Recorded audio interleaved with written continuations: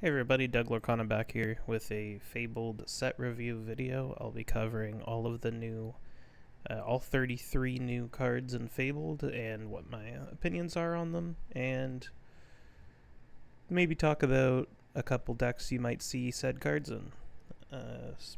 Just to get the ball rolling, we're starting off with the Queen. We're going to go in set order number, so we'll start with Amber all the way ending with Steel.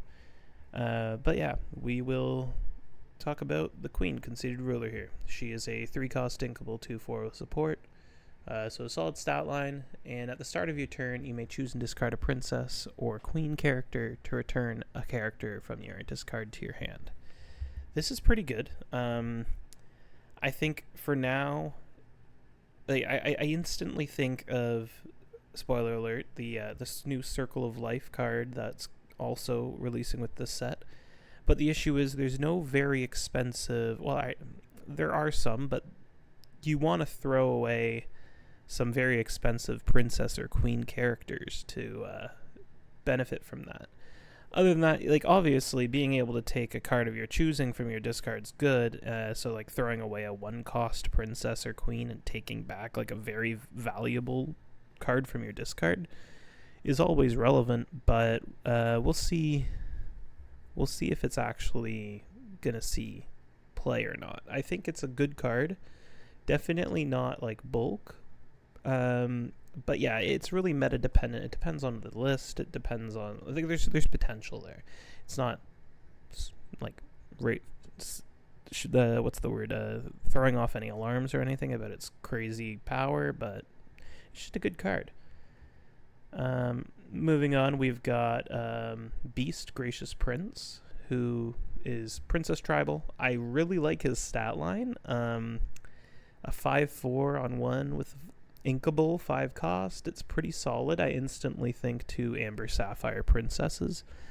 I think the issue with Beast, though, to me, is mostly just the power level of him. Amber Sapphire right now is a little weak, and this is really the only deck I could see him being able to be played in just due to how expensive he is.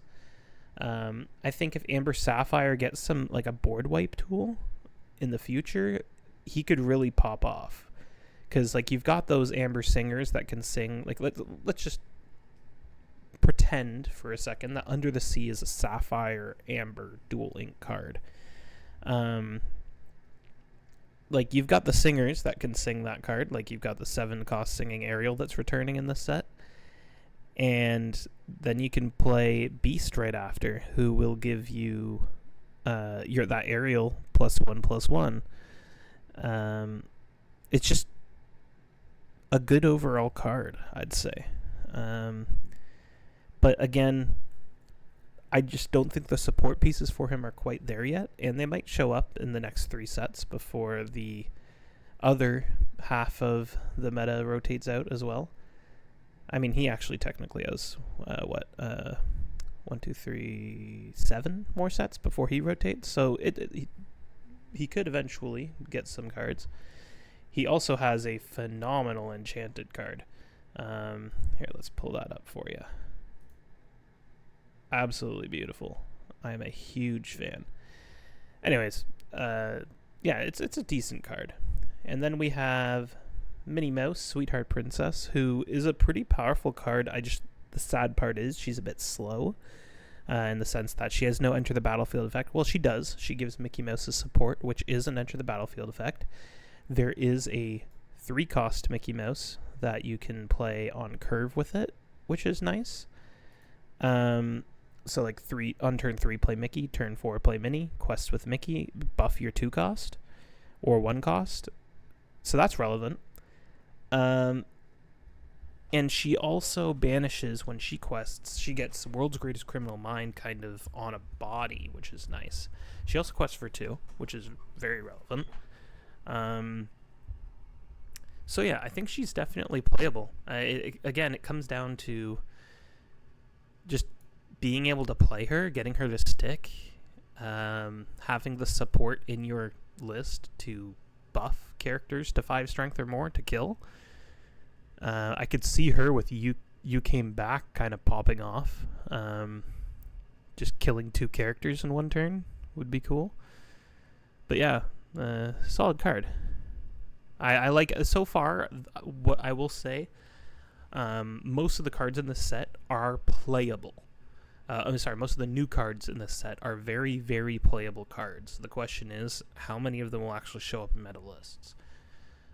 Moving on, we've got more Princess Tribal, Aurora Holding Court, 1 cost 1/2. She's got the Pluto effect, but inkable, but only for Princess or Queen characters. So, you instantly think of the synergy between her and the Queen we were just talking about, Conceited Ruler. And there's also a few other good 3 costs, like, that are from previous sets that aren't rotating out, like Tiana. That's probably the most popular combo being used with her currently. But yeah, there's a lot of options you can play with her. Again, I think similar to the Queen, where she kind of needs more art built around her. I definitely could see her being played. Like, I've been seeing people mess around with like a Amber Emerald songs list that is very princess focused, and they're playing Aurora Holding Court. That way they can play Aurora on turn 3, the 3 cost Singer 5 one, or they could hold her and then turn 4 play the Singer 7 Ariel, this one. But yeah, overall, she kind of just I think she needs a little more support, and then she could become like an absolute staple of a 1 cost card. Moving on to our next, I think the next one is Circle of Life. This is one of my favorite cards. If you know me, I absolutely love being able to play large characters for a very low price. Not overstated low-cost characters, but actually high-cost characters, but cheating them out in a way. Like, I love the 7-cost Tramp for that reason. I get to play him for a low cost because I have enough characters on board.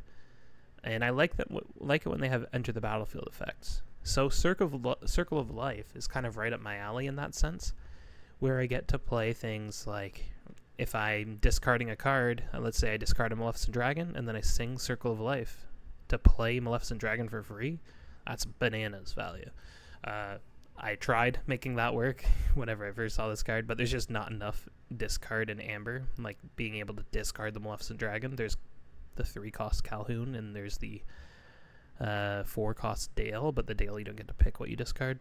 There's just not enough there yet, but it will come. And she also, this card, Circle of Life, also, I've been seeing a lot of people play it in Amber Steel, playing that big giant Mickey, the 5/5, and also in Amber Emerald, just because you can discard a lot of cards in Emerald with the new Bobby, with Tramp, with Yzma. Just a lot of discard built into that colorway. And I've been seeing it being used quite well. But yeah, I think this card's going to be definitely in the meta. The question is how powerful. It's got a crazy amount of potential, absolutely. And I'm really excited to see what happens with it. I think its Enchanted also is absolutely beautiful. Like, they've really knocked it out of the park with the Enchanteds in this set. Yeah, we'll move on. I think that's it for Amber. If I'm missing any cards, please forgive me. I'm just going through a list here. Hopefully I don't miss any. So next, the first one in Amethyst, we've got Ursula Voice Stealer. 5-cost inkable 3/4. When you play this character, exert chosen opposing ready character. Then you may play a song with cost equal or less than the exerted character's cost for free. This card is amazing. Like, if this card is going to be nuts in Infinity. Like, just being able to, like, Purple Steel is going to love this card in Infinity.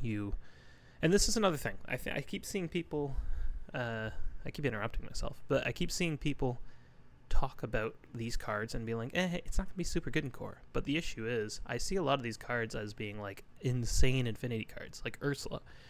Purple Steel, you can exert, play Zeus. You can exert, play Strength. You can exert, play Friends. There's so many amazing songs you can play with her that are relatively low cost in Purple Steel.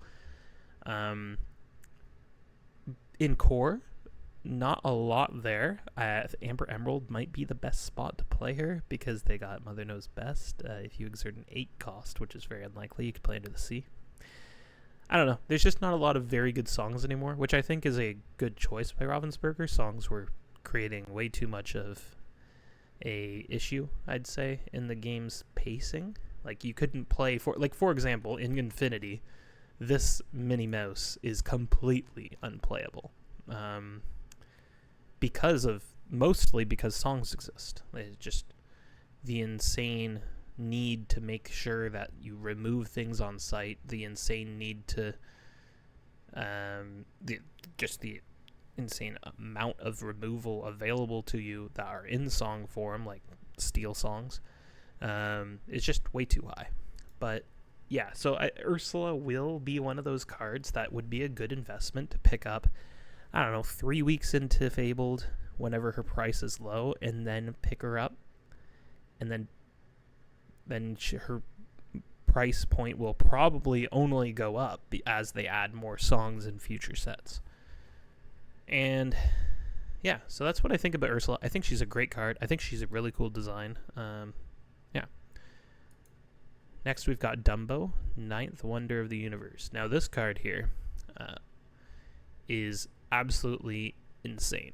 Like, this card is, in my opinion, going to be the most expensive non-enchanted or non-special foil treatment of a card that Lorcana has ever seen. This card's more powerful than Rapunzel, in my opinion, more powerful than Beast Tragic Hero. It's just an automatic include in almost every purple deck. Just an automatic, like, insane card advantage. You play it on turn 5 after you played an evasive on turn 4, and you're guaranteed to get a card draw off it. And its every turn is just so good. I've been playtesting with a few purple decks, and like, I start off, like, for example, I was playing red purple and I had no evasives, and then I'm like, man, I need more card draw. I add like some genies, and then I add a Dumbo, and I'm like, every single match I'm like, okay, I'll add one more Dumbo, and then I always end up with 4 Dumbos. This card's insane. It's like, talking Canadian dollars here, but I would not be shocked to see it break past $100 Canadian. It's just a phenomenal card, and it's going to dictate this meta, I'd say. Also, Enchanted, again, absolutely fire. Like, look at this. Holy, that Enchanted's going to be bonkers price. I hope I can pull it, but yeah. Next, we've got smaller Dumbo. Dumbo the Flying Elephant, 3 cost 2/2, evasive, and has the Gazelle effect. When you play this character, chosen character gains evasive until the start of your next turn. Not bad card. I think the issue is, like, why play this over Gazelle? You get a 2/2, sure, and also Gazelle's an Emerald. But it's not like the other Dumbos a shift. There's other better 3 costs. You could even play the new Feather, which kind of does the same thing but better. Yeah, I'm not huge on it, but it's definitely playable. It's good. It's phenomenal in sealed and draft. It's just a good card. Just not going to push the meta in any way, I don't think. Next, we got Timothy Q. Mouse, Flight Instructor. This card is pretty good. 1/4. Can quest for 2. So it's vanilla, and then also has the ability to quest for an additional, which is relatively easy to activate if you're playing Dumbos, which you're playing purple, so you're probably playing Dumbos. It's just a really good card. Yeah. Not much to say about it. It might not be super good right now, because unless you're playing Amethyst Emerald, a lot of the times if you're playing Blurple or Red Purple with Dumbos, your turn 2 is usually focused on controlling the board, and a 1/4 doesn't do too much unless, well, we don't have Crab anymore. So, doesn't do too much, but still, very good card. Again, like, no misses so far. I think all the cards that have been shown, like, great cards. I'm probably going to end up missing one as I go through all these because I'm going through a list. Next, we got the Magic Feather. I believe it's the last Amethyst card. Actually, here, I'll pull up my other list. Oh, sorry about that. Where's my other list gone? Oh, here it is. 1, 2, 3, 4, 5. Okay, yep, that's it for the... I have not missed any cards yet. Magic Feather. Yeah, kind of the same thing with the Dumbo Flying Elephant 3-cost. Similar effect to Gazelle, but I think what's really cool about Magic Feather is its infinite recursion. You can pay 3 and bring it back to your hand and give it to someone else. I think the biggest thing people think about with this card is its synergy with Monstro. Yeah, it'll be a lot of ink, but like you could infinite lore almost as long as you have the ink to play it. To activate it. But with Dumbo, Magic Feather, Monstro, that's like as much ink in your inkwell, it equals a lore and a card draw. Well, not a card draw because you're discarding one to re-ready Monstro, but it's just so good. And also, even just like I've been playing the new Luisa, well, not the new, but the returning Luisa Madrigal in my Blurple deck to help with aggro, like the daisies and stuff. And if you play Magic Feather plus Luisa, that's a 6-cost thing, and she runs in on turn 5 because you're playing Blurple, and takes out genies. That's very good. Yeah, so I think this is a good card. I think it'll definitely see play, notably in Blurple. I'm not sure about other colorways, but Blurple likes it. And that's it for Amethyst. So we move on to Emerald. We have Goofy, set for Adventure. This is a card I haven't tested too much of. He's a 2-cost, 2/2/1 lore, and he has the effect Family Vacation. Once during your turn, whenever this character moves to a location, you may move one of your other characters to that location for free. If you do, draw a card. So, like, notably, I think of Hidden Cove, which is a returning location in Emerald that's very powerful. It also could be very powerful in Infinity formats, where there are more good locations, because most of the good locations are now rotated out. But I think he's solid. I haven't tested with him enough to have a real opinion of it, but I mean, the card says draw a card. It's inkable, and also like he's one less stat than vanilla for an effect that says draw a card. I mean, there's definitely a way, like if not now, but in the future, that this card could absolutely be good. So again, still no misses by Ravensburger with Fabled. I guess that's the benefit of only having 33 new cards, but they also had to take into account what cards are going to return, what cards are going to rotate out, etc. So like it's not like it's super easy on them either. So big props so far. Next, we have one of my favorite cards of the set, 3-cost inkable, 2/2/1 lore, Max Goof, Rebellious Teen. He has the effect Personal Soundtrack. When you play this character, you may pay 1 to return a song card with cost 3 or less from your discard to your hand. This card I absolutely love.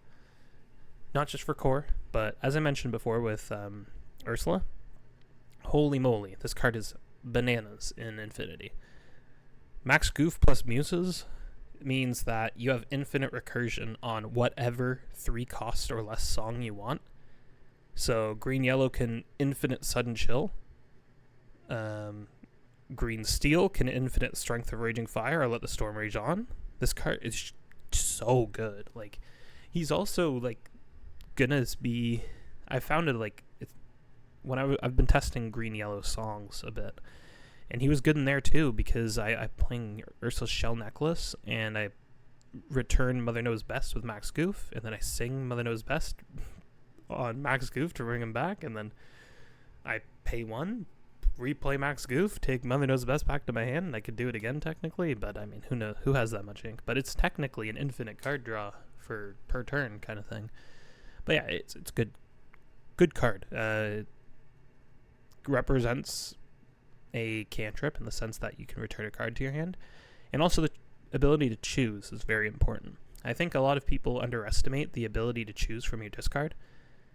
Like compared to Maleficent Sorceress, the chapter 1 card that is no longer with us in core constructed, they're relatively similar, but Max Goof has to pay additional 1 to get that card into his hand, but he gets to pick. So, like, it's super valuable.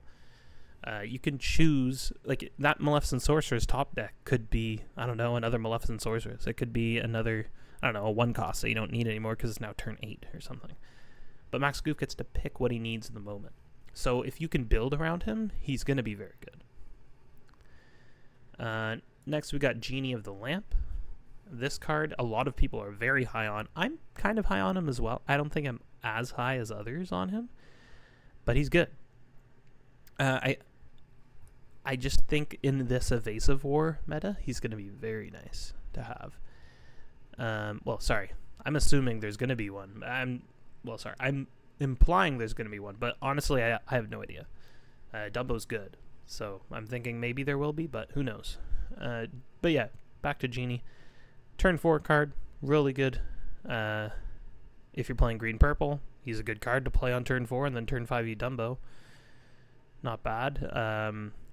Yeah, you play him turn 4. Let's say turn 1 Pegasus, turn 2, I don't know, 2 cost. Go. Turn 3, I don't know, Tinkerbell, the 1/3/2 lure, purple one.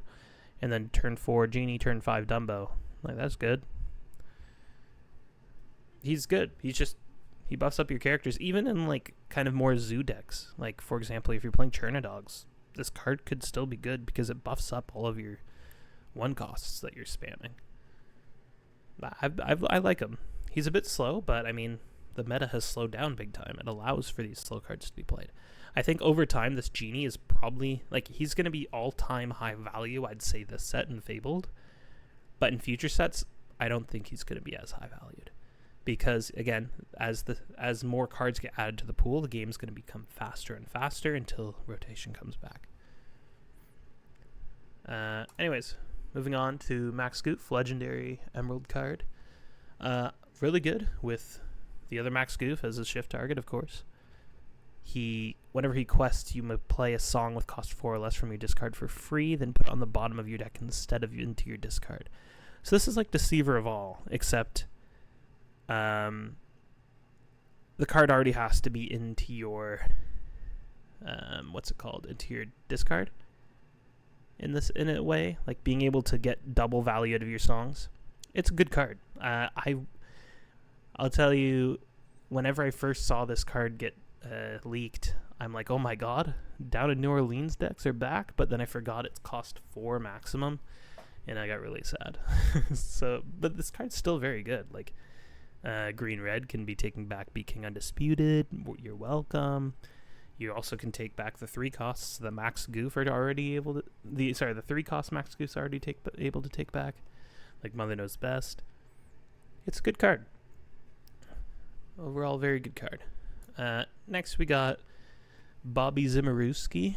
1 cost Inkable, 1/2. Whenever you play this character, you may draw a card, choose and discard a card. This effect is absolutely phenomenal.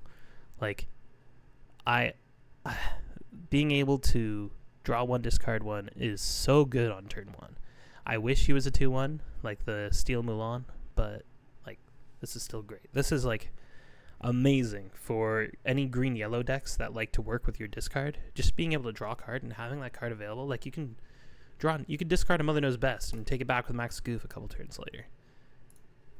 So it's technically not lost card advantage. He's good. He's just a very solid card. Good, especially for an uncommon. Moving on. What's the next? Oh, we got Stand Out here. Another great song that is good at being recurred by Max Goof. It buffs, gives chosen character +3, and also gives someone evasive until the start of your next turn. So good for aggro, good for control. Just a good card. Inkable as well. It's definitely going to see some play. It's very good. A good answer to Dumbos, good answer to Genies. I like it. Not much to talk about it. It's just very good. Next, we've got the... where did it go? We've got the family fishing pole here, which doesn't seem to be loading. Let's see. There we go. Family fishing bowl. 2-cost inkable item. Enters play exerted, and you may exert it, pay 1, and banish it to return chosen exerted character of yours to your hand to gain 2 lore. So it's a good bounce effect. Gains 2 lore. Inkable. It's very solid. I think there's potential here. I'm not immediately thinking of, like, it might be a bit too slow, but who knows? I think it's a very good card. I could see it being used at Amber Emerald to return the scanning tramp card to your hand.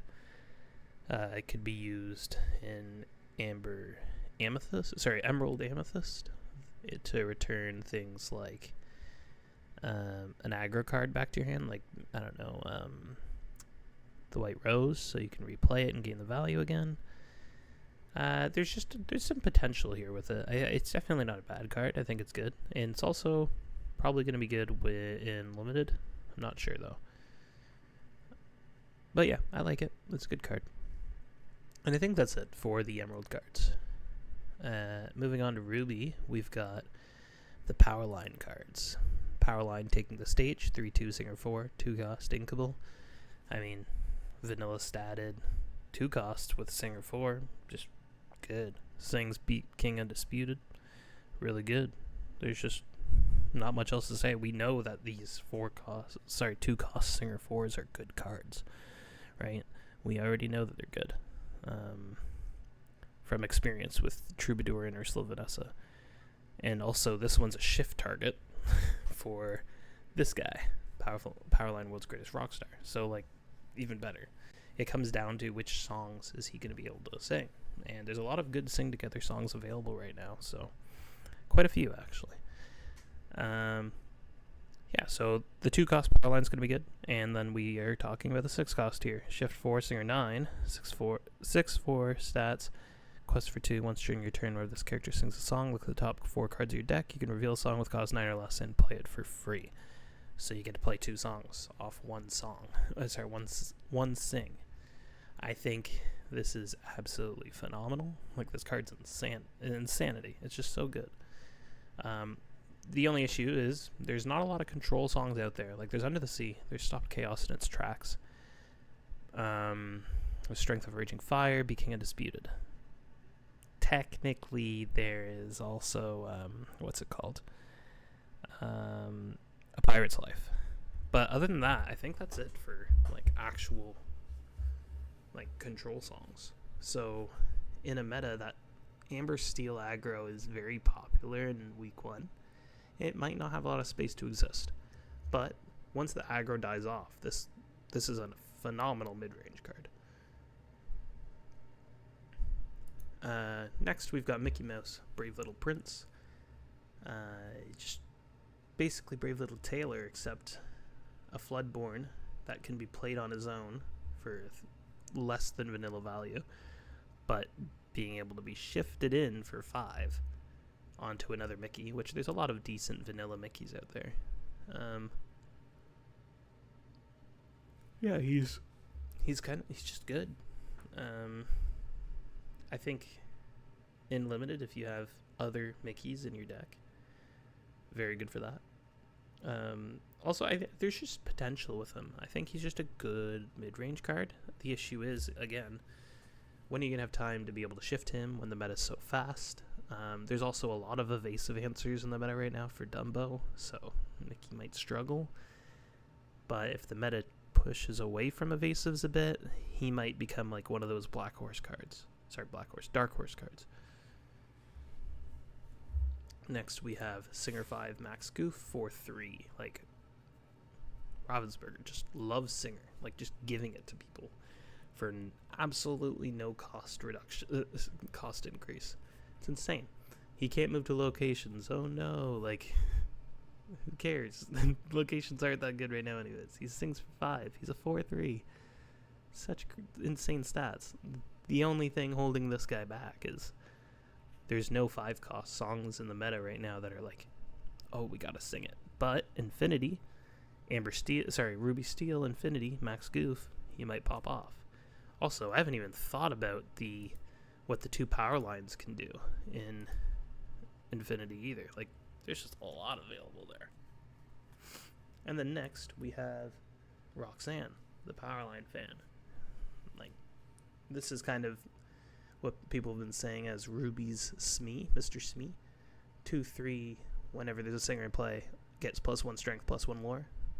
So better than Smee in the sense that her stats don't get worse if you have a singer, but worse than Smee in terms of if you don't have the singer, and like, for example, if Smee doesn't have the pirate, who cares, right? He still swings for 3. So I think she's a little worse than Smee, but she's still very good. Like, she's a good aggro card, especially if you're running all the other singers, like with Max Goof on curve. Next we have PJ Pete. In my opinion, the worst of the new cards in the set. Not bad either, though. Like, a 3/5 that becomes a 5/5 when you sing a song, 4 cost. Still not really good. I highly doubt he's going to see play. But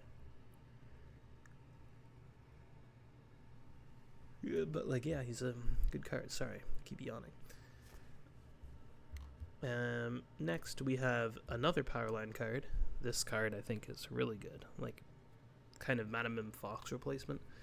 If you played a song, character gains Rush this turn. Really good. Like the card. Phenomenal. Rush is in for 4/3 if you played a song. Worse than Fox, because Fox actually has, like, the bounce is also relevant, like, useful. But better, I'd say, than most other Rush options on turn 3. Like, it's not a 3/3, it's 4/3, so it's good. Kills daisies. But you have to commit to playing a song with him in order to play him, which is pretty expensive to do. It means you have to play a 2-cost song, sing it with your 2-cost, or you have to, like, play him and the song at the same time hardcast, so he doesn't even come out on turn 3. Still good, though. And he also, again, has that phenomenal shift target. Sorry, he is a phenomenal shift target for that Floodboard and Powerline. Is that it for Ruby? No, we've got Eye to Eye. How could I forget? Eye to Eye, sing together. Each player draws 2, gains 2 if 2 lore if 2 or more characters sang the song ready of them.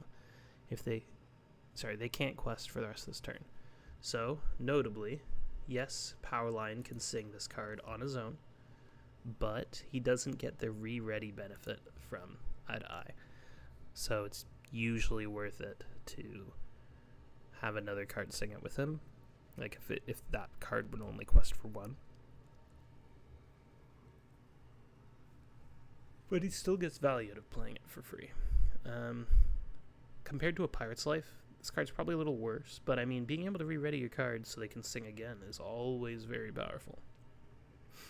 So, like, even just being able to ready your characters so they can't get challenged is good, too. Or being able to ready again and challenge. There's just a lot of good use for it. You draw 2 as well off it, which is relevant, but your opponent also gets to draw and gain 2 lore.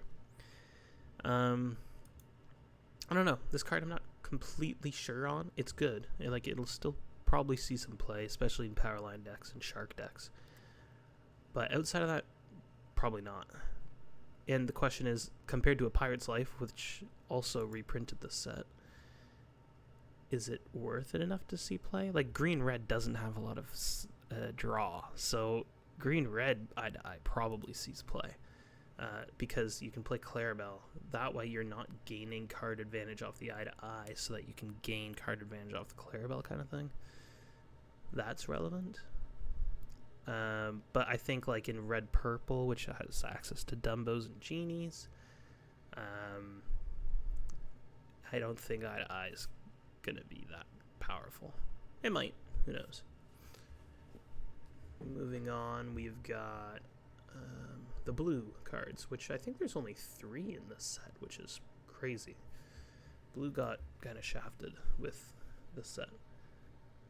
And their cards aren't crazy good either. We got Alice Accidentally Adrift, 2/3, quest for 2. When you play this character, you may put chosen item into its player's inkwell face down and exerted. Really good. Good effect. And also, when this character quests, chosen opposing character gets -2 strength this turn. This is very good in Infinity, I'd say. Yes, You're getting rid of your popsicle, so Tamatoa can't recur it, but you're able to ramp to 6 while developing a character. And this character gives people -2 strength for your Sisu, Coil, Shenaniganry, Brawl, etc.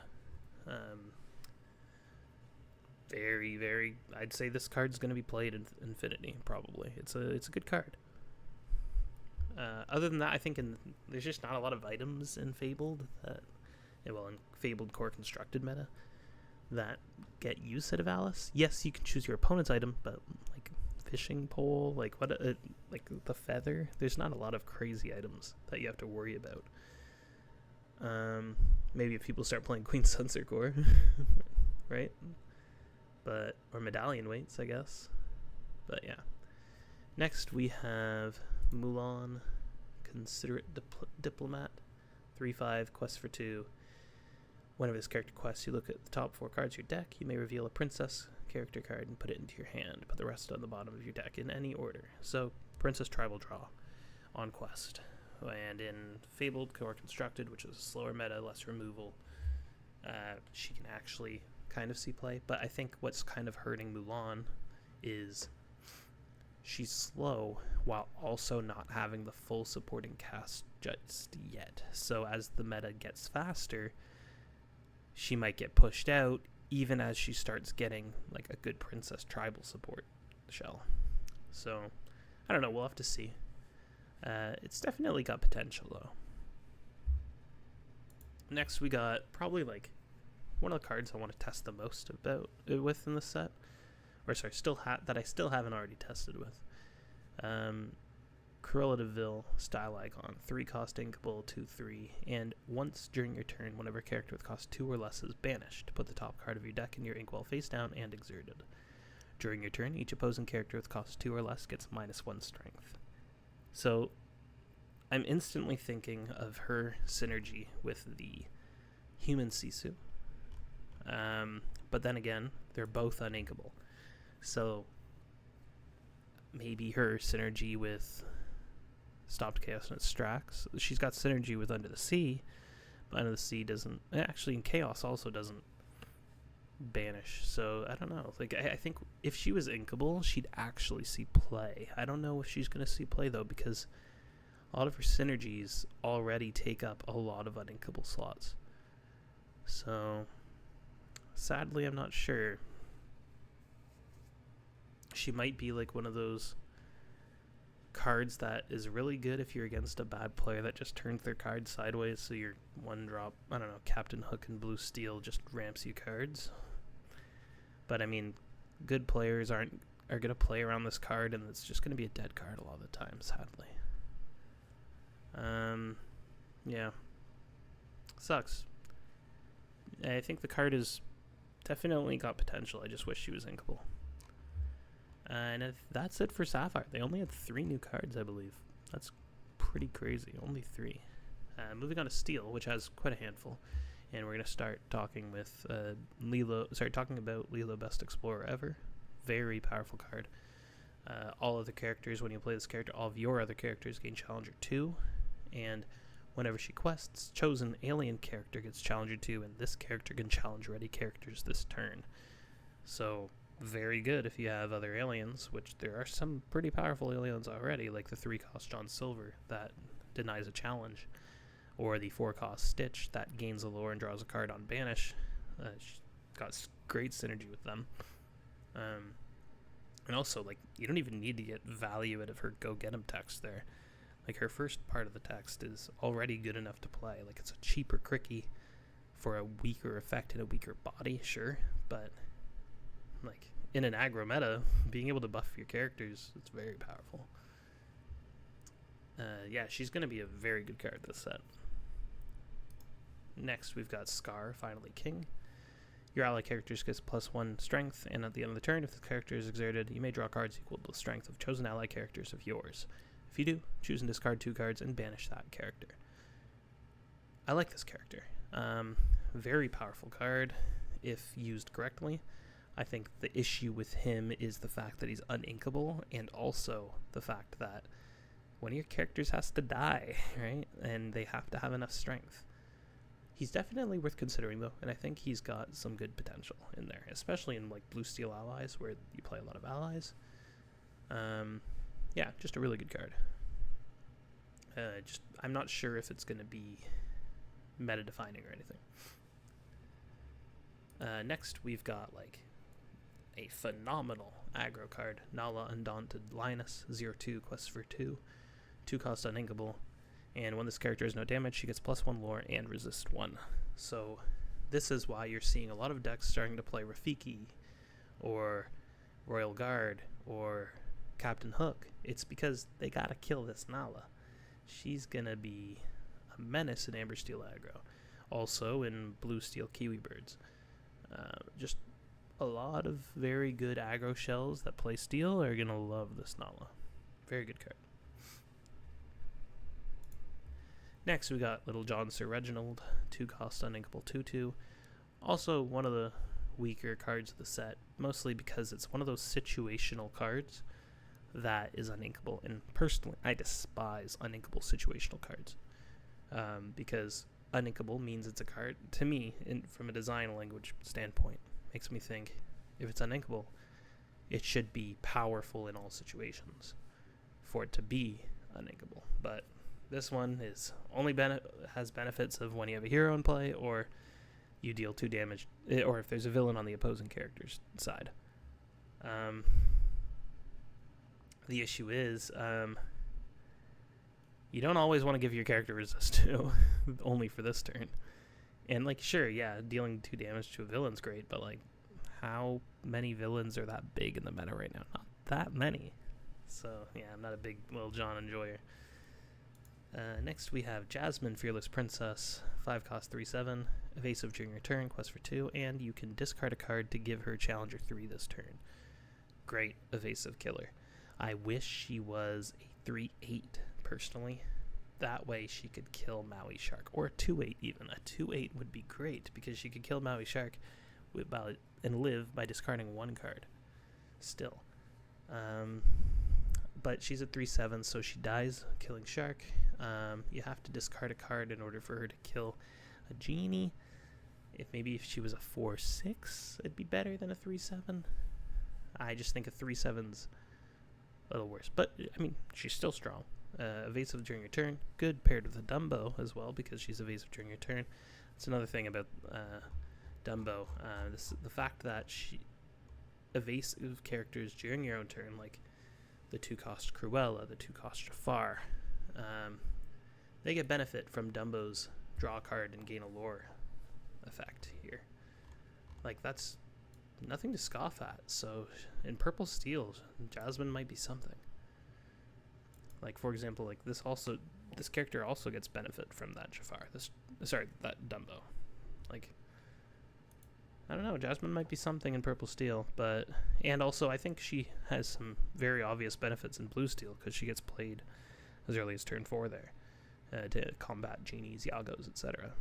But yeah, I think she's solid. I don't think she's amazing or anything. She's probably going to be one of the first cards omitted in the next set from lists that run her in Fabled, just because she's one of those cards that's, you look at her and you're like, yeah, she's solid, but I could definitely see it being power grabbed. Yeah, is that it for Steel? That might be it. I might be missing a card, but we'll see.